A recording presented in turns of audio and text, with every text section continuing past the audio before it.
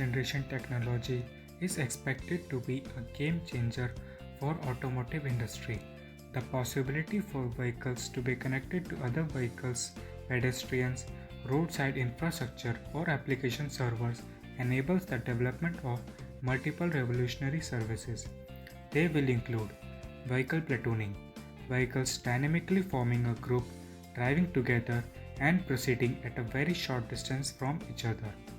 Advanced driving, sharing driving intentions, sensor data, and videos gathered through on-board cameras with roadside infrastructure, other vehicles, pedestrians, and network servers for safety and traffic efficiency applications, as well as semi or fully automated driving. Remote cloud computing driving. A remote driver or a V2X application that operates a remote vehicle traveling in dangerous environments with impaired passengers on board or public transportation vehicles.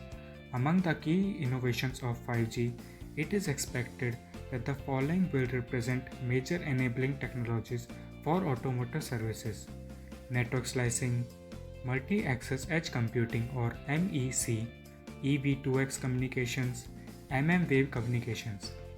Network slicing can involve resources at the edge of the network, leading to the implementation of the MEC concept. MEC is indeed an effective approach capable of guaranteeing low end-to-end delays, low bandwidth consumption, low energy consumption, and high resilience, which are of critical importance to automotive services. The idea of exploiting resources at the edge of the network can be then pushed to the extreme cases where resources offered by pedestrians and vehicle user equipments are exploited, thereby realizing efficient V2X communications. The emerging V2X cellular is going against current DSRC Wi-Fi, which is already a reliable and ready to deploy system. Currently, only China has given permission to use CV2X system, while other countries like US and EU are still deciding. Korea and Japan are also planning to implement CV2X in near future. While most renowned companies are leaning toward V2X, only General Motors is supporting DSRC.